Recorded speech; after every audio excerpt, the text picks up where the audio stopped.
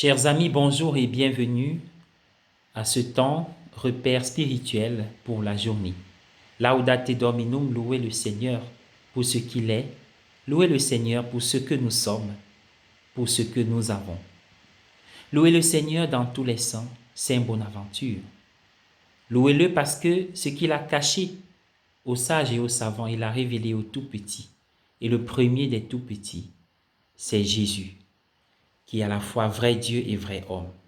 Chacun d'entre nous est ce tout petit lorsqu'il se dispose à se laisser nourrir à la source de la parole et du corps du Christ, qui sauve non seulement le corps, mais aussi l'âme.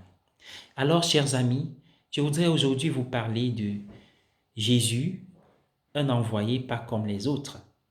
Et je m'inspire du texte de ce jour, Matthieu chapitre 11, versets 25 à 27, où il est écrit: Personne ne connaît le Fils sinon le Père. Personne ne connaît le Père sinon le Fils et celui à qui le Fils veut le révéler. En effet, chers amis, Jésus a quelque chose de remarquable et de particulier en lui. Tout comme Moïse, Abraham, Isaïe, Jérémie, David et même vous et moi, Jésus est l'envoyé du Père.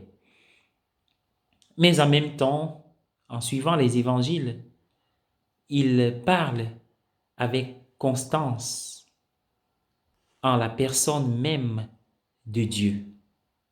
Il dit: Mon fils, tes péchés te sont pardonnés. Il dit: Le Père et moi, nous sommes un. Il dit: vous avez entendu qu'il a été dit, eh bien moi je vous dis. Et donc, il semble qu'il y en ait un qui soit différent du Père et il y en ait un autre qui soit semblable, le même que le Père. Jésus est l'envoyé et il est en même temps celui qui envoie. Celui qui est issu du Père, Jésus, n'est pas créé comme vous et moi, mais il est engendré de toute éternité.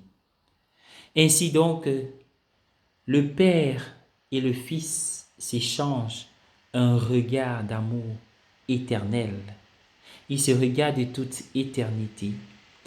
Et cette respiration mutuelle, c'est l'Esprit Saint. Chacun d'entre nous est invité à regarder Dieu, c'est-à-dire à le contempler et à l'adorer tel qu'il est, dans toute situation. Et pour ce faire, il doit invoquer le Saint-Esprit. Parfois, nous essayons de prier, mais nous n'y arrivons pas, parce que nous cherchons nos propres mots, notre propre inspiration. Il faut chercher les mots de Dieu, les mots du Père. Et pour les avoir, il faut lire sa parole.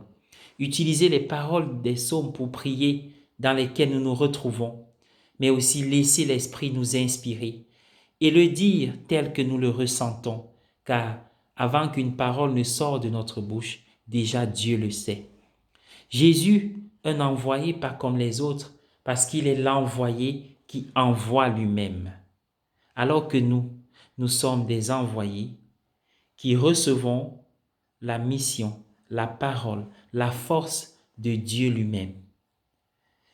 Alors, chers amis, je vous invite, là où vous êtes, quoi que vous fassiez, quelles que soient les situations que vous traversez, à parler comme Dieu lui-même, à respirer comme lui, c'est-à-dire à laisser sa parole vous inspirer au quotidien, comme vous le faites déjà.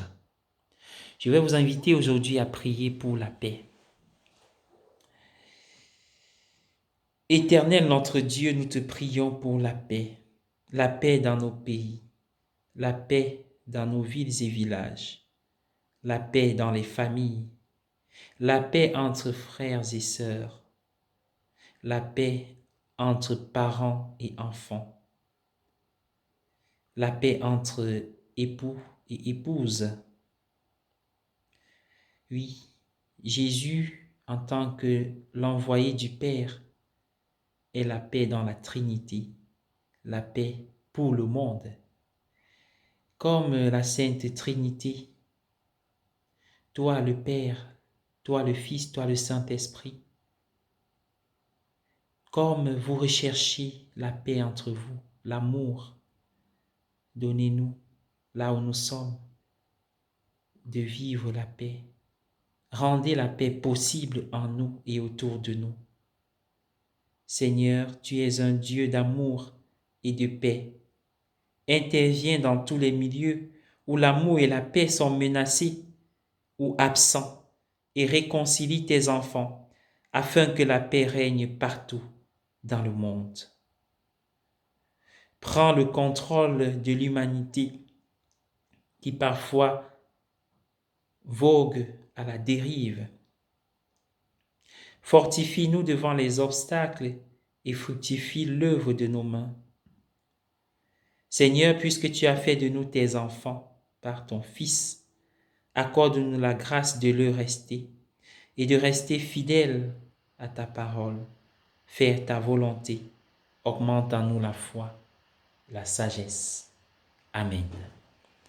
Bonne journée à tous.